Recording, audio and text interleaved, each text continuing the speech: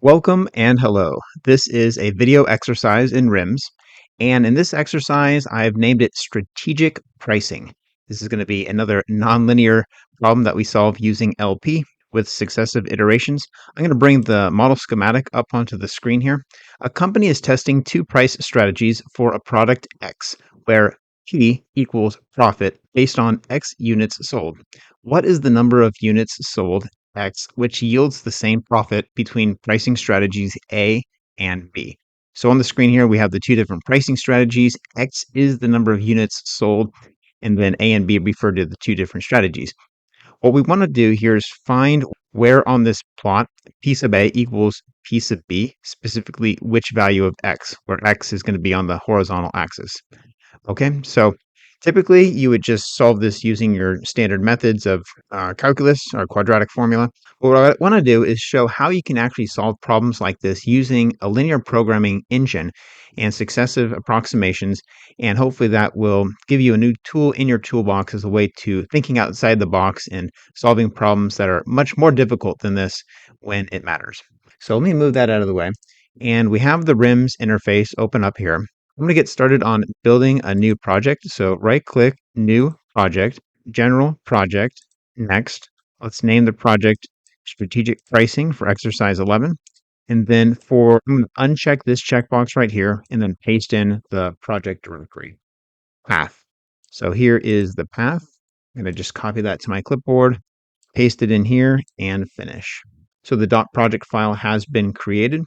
Next thing I want to do is create a configuration. So I'm going to right click and run configurations.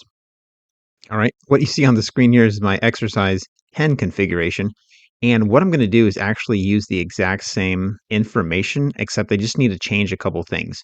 So if you're creating a project configuration from scratch, you would click on the Russell/RIMS2 link right here, this list item over here on the left, and then right click and then new. Or we could do is with that selected, click on this new button up here.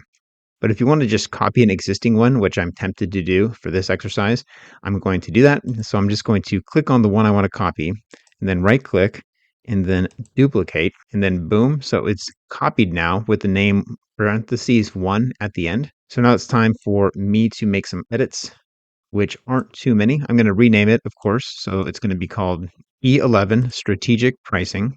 Everything here is going to be the same. It's just going to be a single time step.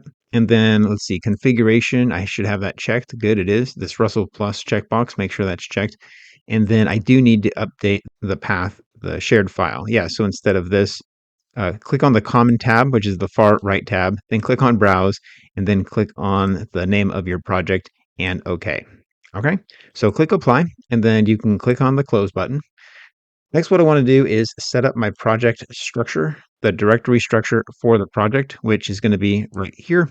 I already have these two files, but I still need a few other files and folders just to get things rolling because these were the referenced files in that configuration. So we need to have those available for the system to work. All right, so here is the project folder once again. Here are the two files we've already created. I'm going to go right click, new folder, and then DSS. Inside that DSS directory, I'm going to create a few .dss files. So new, and then text, rename the file extension db.dss, and then delete the .txt. Okay.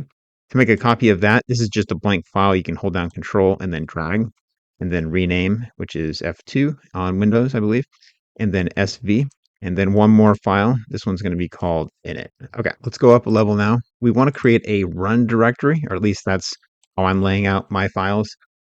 So run, and then inside the run directory, I'm going to have my main Russell file, blank file, main.wresl, okay, and also a system directory. So new folder, system, okay. And then in the system directory, I'll have two Russell files for my variables and my constraints. Okay, off camera, I created those files. They're blank files, just like all the others. Let's move the project directory out of the way. I also want to open my DSS view. I don't need it quite yet, but I will need it when I look at the values for the decision variables. I go up to File and open up that db.dss file. Here's the project, here's the DSS directory, and then db.dss. Okay, so there's currently no paths. That's fine. I'm just getting that ready to go. Next, I'm going to populate my Russell files. So here is my project directory right here. If I click and run, this is the main Russell file. So we want that open. Here's that file. And then I also want to open up the two Russell files in that system directory, which are these two right here. Open. Okay. All right. First is variables. I'm going to just reorder my files, variables, and then constraints, and then main. Okay. So this is going to be what I'm going to use for my variables file. I'm defining my decision variable, which is X. And then I'm also setting the profit A and profit B for those two different pricing strategies as decision variables. All right, that's all we have there. The next file is the constraints. So I'm just pasting in the code to save time because I've prepared it already. But if you wanted to type it out, that's not a bad idea, especially if you're just learning. All right, so what I have here in my constraints file is a comment that says set the costs. So what I'm doing is I'm setting the values of profit A and profit B, which is based on X.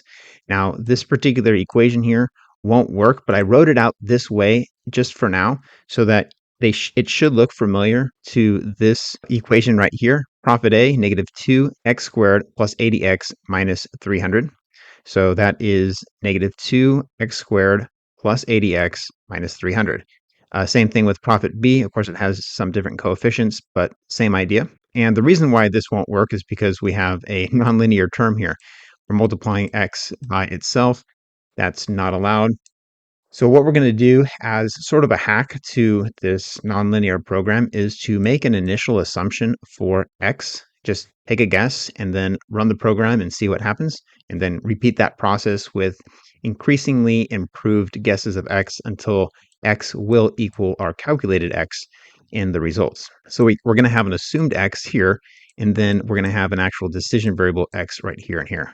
Now, as far as an actual first guess, let's come out here to 20 just for fun, just so we know that hopefully it moves in the lower direction. We know the answer is going to be closer to 10, just looking at this plot. Okay, so anyway, just for fun, let's go ahead and set this to 20 there and 20 right there. Now we have a linear problem, a linear constraint there. So that should fit the particular format that's required of LP problems. The next section is to minimize the price difference.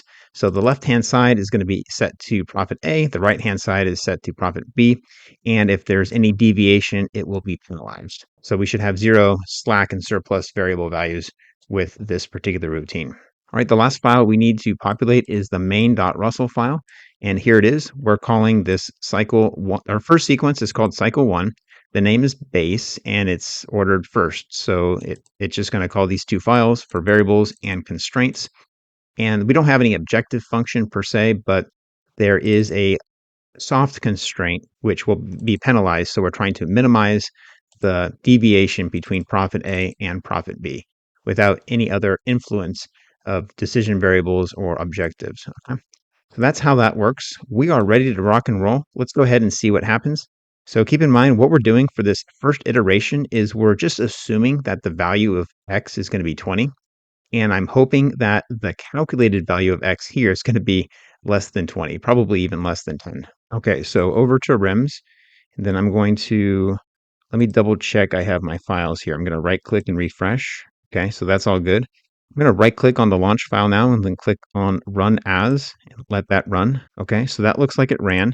Here is the db.dss file. I'm going to go up to view and then refresh catalog. Very cool. So we have the amount of profit in A and B.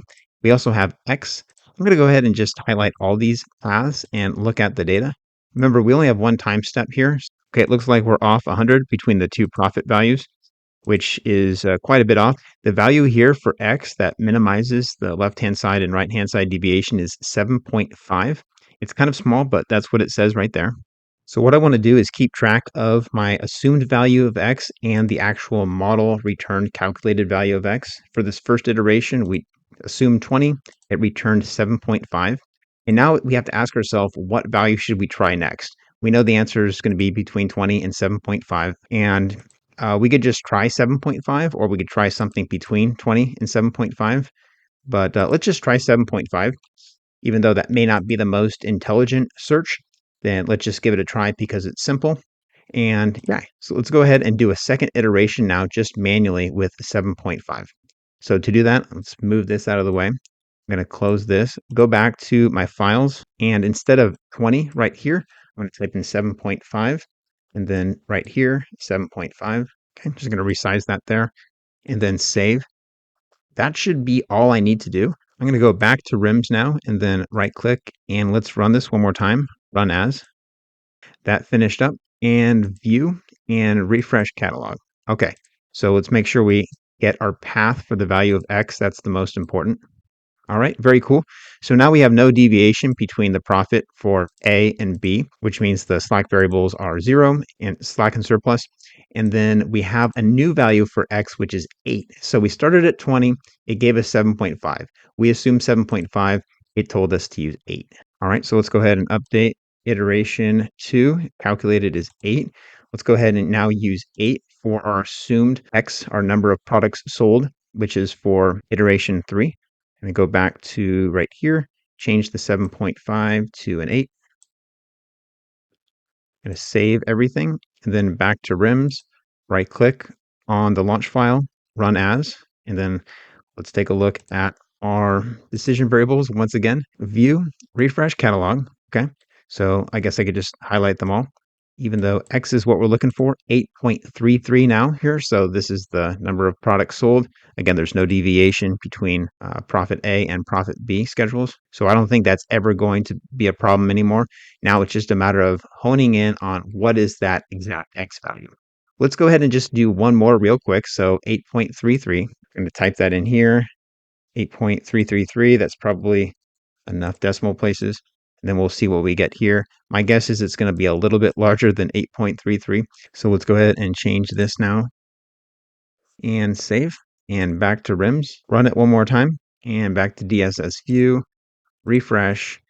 And let's go ahead and see what we get for our variable X. 8.571 right here. Okay. So let's go ahead and type that in. Of course, we haven't really converged, and that's not terribly satisfying. But what I want to do for the last part of this exercise is demonstrate best I can how to iterate through multiple calculations at the same time, thus saving us the heartache of having to manually update that value for our assumed value of X. Okay, so back to the files. I am going to modify this file right here, which will call the model multiple times. So in fact, let me just close all these. All right, this right here is my new main.russell file. It looks a little different, I get that. And what I've done is I've created 4 sequences to more or less mimic what we did, but 4 times in a row. So we have sequence C1 through 4. They're calling model M1 through 4, ordered 1 through 4. So all of that is right down here. And instead of variables.russell, we have variables1.russell, constraint1.russell, variables2.russell, constraints2.russell, on and on.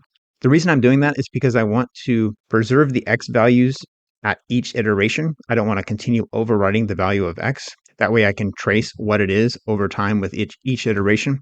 In the Russell Plus reference manual, I did not see any for loops or any recursion or looping structure involved. So I'm just kind of doing my best with what I can here. But anyway, what this first variables file looks like is pretty much what we saw before, except I've added this. So this wasn't here before. It's here now. I'm creating an x0 just so that that prints out as the value of 20. And then this is x1. And then in variables 2, this is going to be the second iteration. We have a dvar x2. In variables x3, I'm defining the decision variable x3, and then x4, and so on. As for the constraints, what I'm going to do here is set this value right here is 20. It's a state variable, 20. This is the exact same thing we saw from before. But what is going to be different is if we look at the constraints2 file. So what I'm doing is I'm calling the previous calculated x1 value from model 1. Also in this file, I'm using x2 and x2 instead of x1 for the decision variable. All right, so if I advance to the constraints3 file now, you see I'm calling the results from x2 from model 2, and then x3 is now the decision variable, and one last time for constraints x4. That is calling the previously calculated x3 from model 3, and now x4 is the decision variable. All right, so I'm going to go ahead and save that. Before I run it, I want to close that, and then I'm going to clear out this db.dss file. I'm just going to delete all the paths so I know for sure what I'm looking at after the next simulation run is completely new and recently calculated. All right, so let's go to RIMS and then see what happens. I'm going to go right click and then run as and run. That looks good. Notice that it says, oops, okay, so down here on the console, let me scroll up. There we go. So we see that each of the cycles and models have ran in order. So that's good. Let's check out what we have for our decision variables now. So view, refresh catalog. Okay, it sometimes does this to me. You say refresh catalog, it says there's no paths. You have to do it a second time. There we go. Here are our paths. I'm going to click on X0 through X4. These should be the same numbers that we saw previously. And here we go, 20, 7.5, 8, 8.333, and 8.571. So without having to modify a single file over and over for each iteration, I've developed a way to automate that a little bit faster. Of course, if there was some sort of looping construct in the Russell Plus language, this could probably be a lot easier. It probably is easier. I'm just not doing it quite the best way possible. And I wanted to present this idea in a video format for everyone to see and hopefully give you a new tool in your toolbox.